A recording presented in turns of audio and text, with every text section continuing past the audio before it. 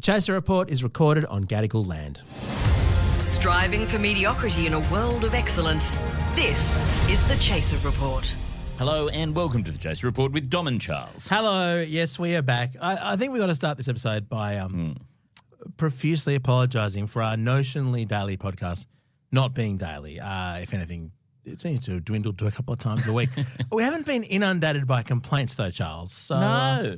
I wonder why that is. Maybe people are using this time to rest and reflect. And yeah, just to take a moment. Become better people. Become better people, do better. Yeah. Or maybe they're just going through the previous episodes. Yes. In and just the long reliving history. the highlights. Yeah, reliving all the very depressing COVID-era podcasts that we did. Although, Charles, that said, having looked at the stats, I'm not sure that's what's happening at the moment.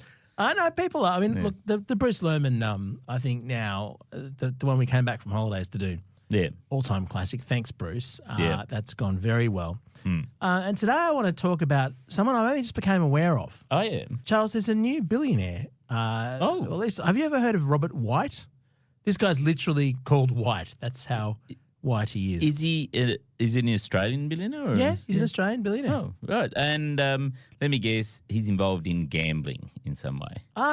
In a sense, property and equity market. Oh, no. It's the kind of gamble where you always win. Yeah. Like, so he's made his first billion out of negative gearing. That's right.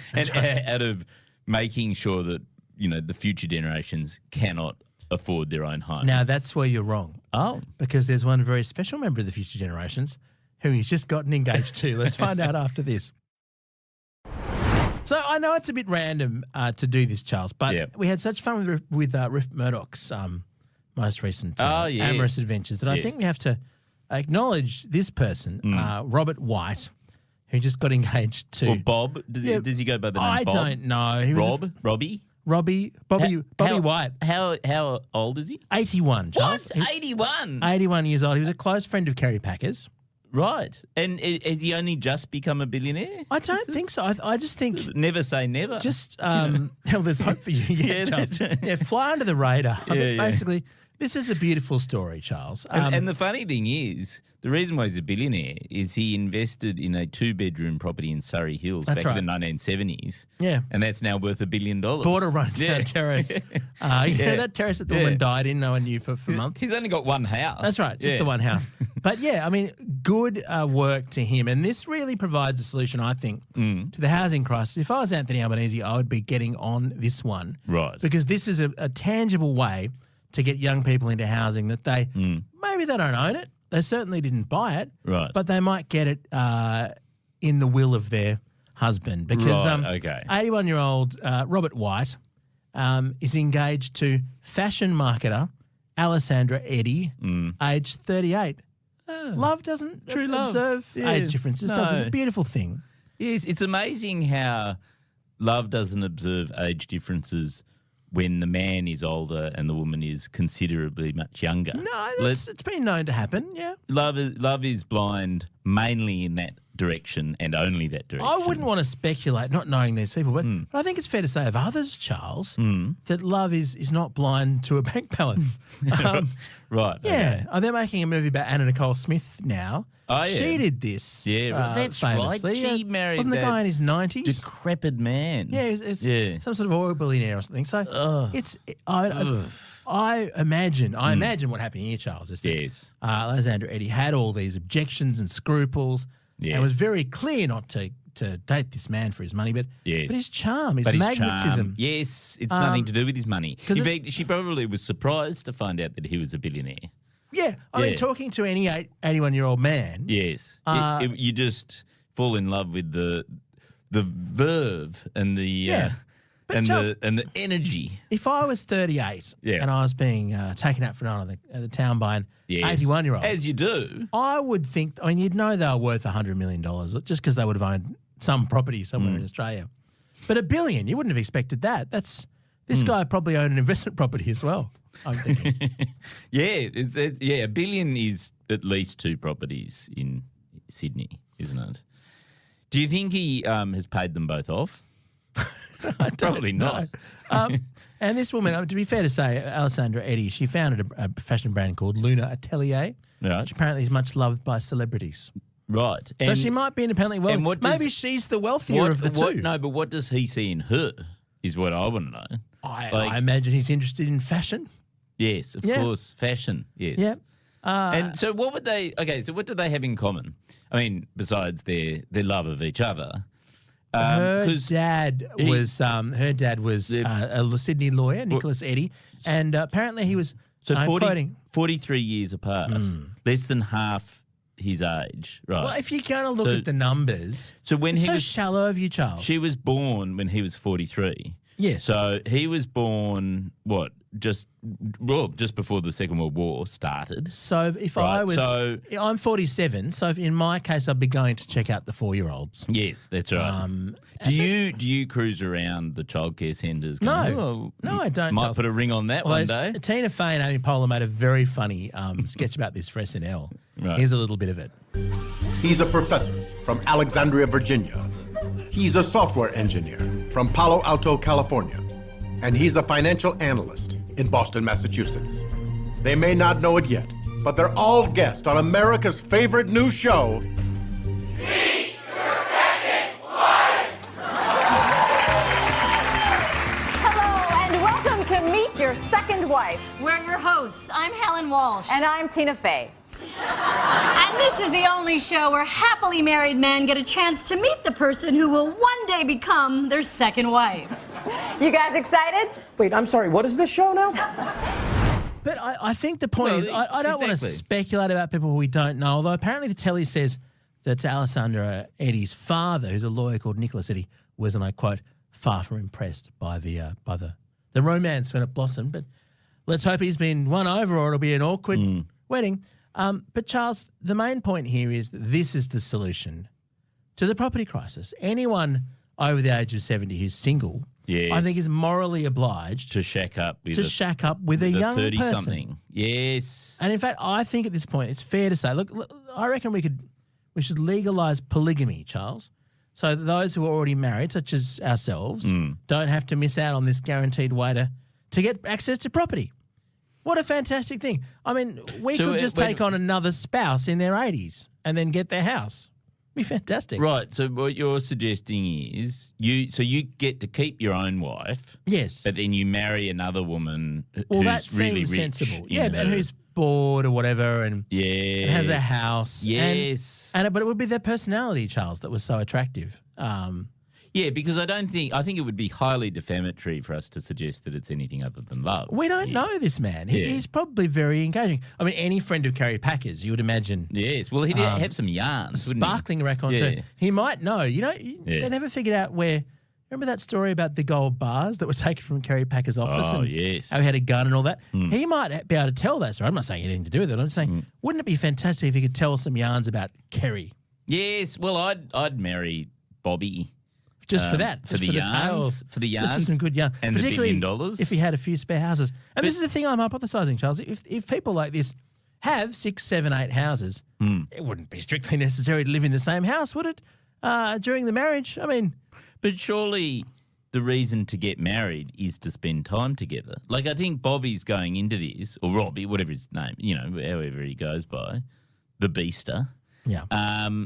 Actually, probably, because we're probably doing 1940s nicknames, isn't it? So it's probably Reginald. We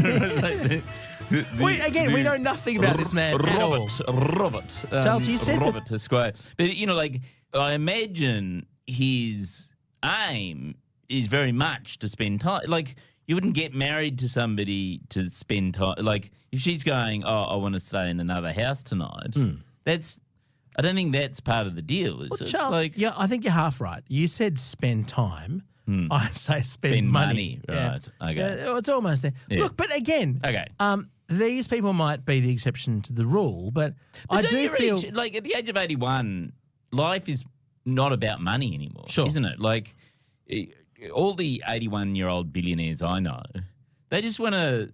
They recognise that time is the most important thing. Precious.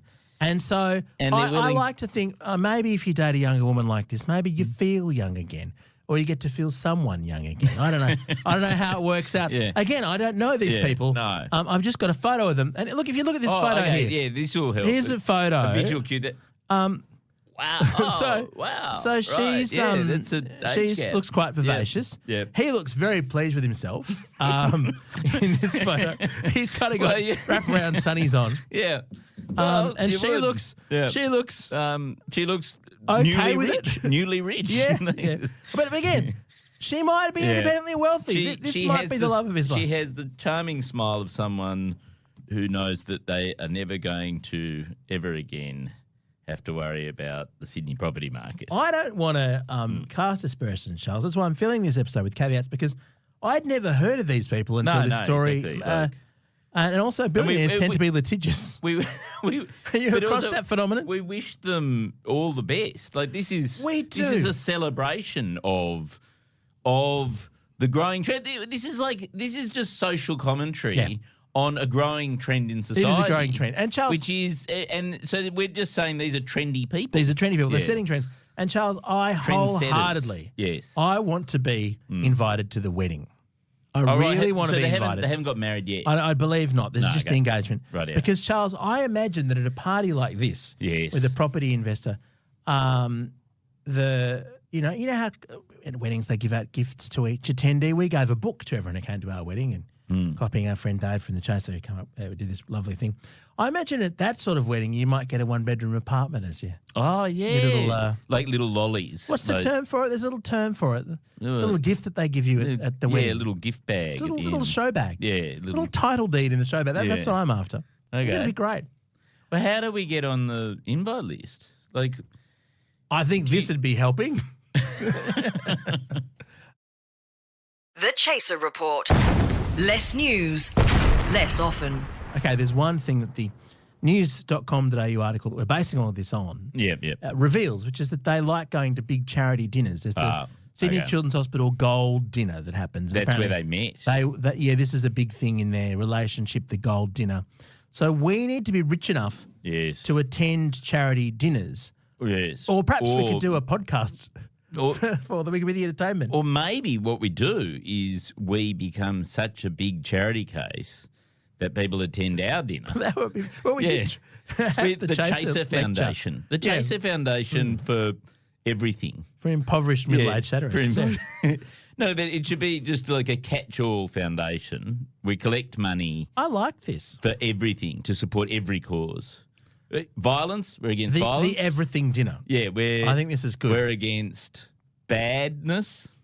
We're against... what else can we be against? We can be against like environmental catastrophe. Yeah, aging. Particularly balding in my case. I'm very much against that.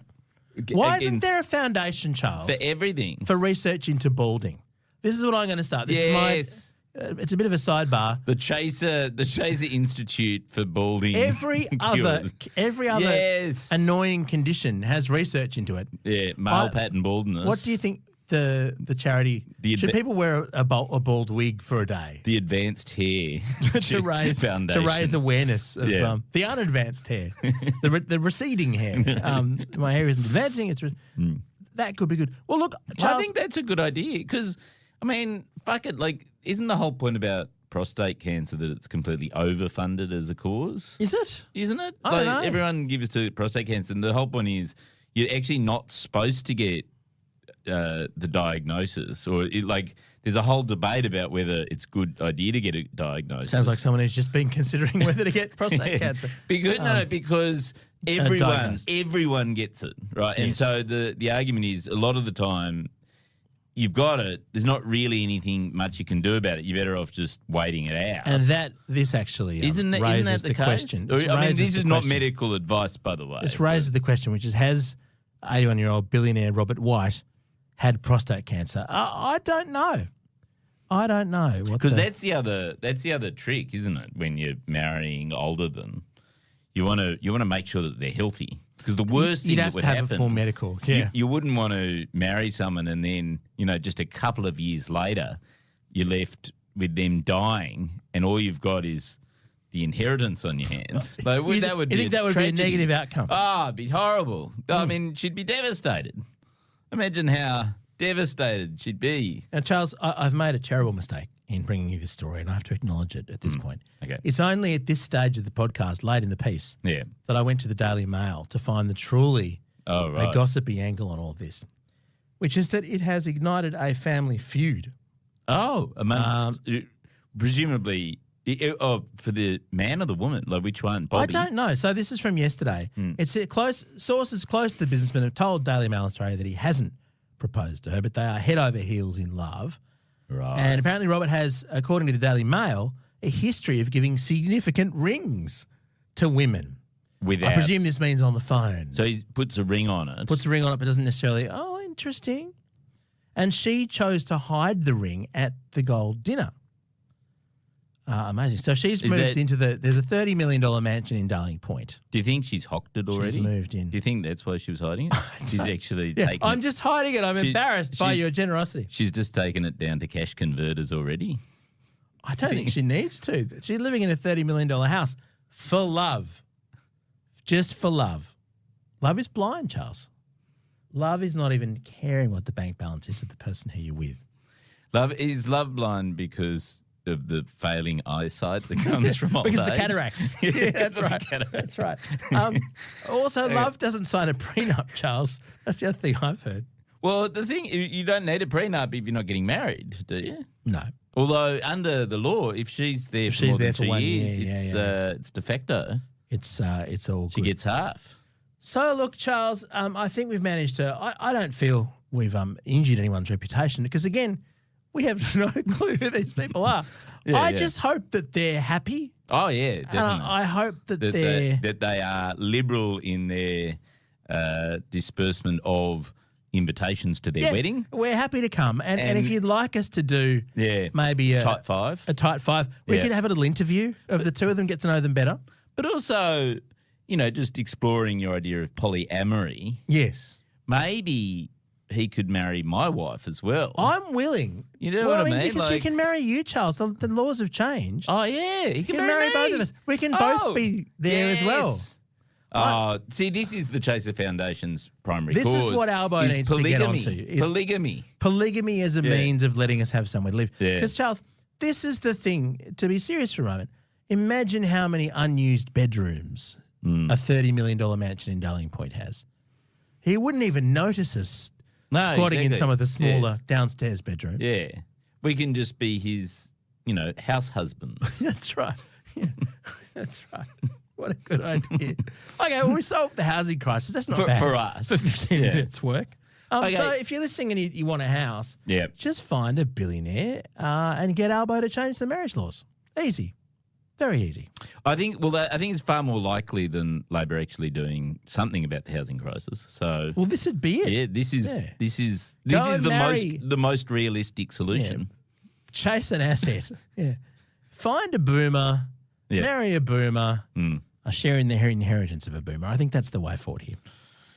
Okay, well, you heard it here first. Max Chandler Mather, we expect you to act on this right now. And marriage proposals very welcome at podcast@chaser.com.au. Please attach a recent statement of your net worth. Alec Gears from Road. We are part of the Iconoclast Network. And welcome to our new pro tem producer, Brendan Tacey. Hello, BT.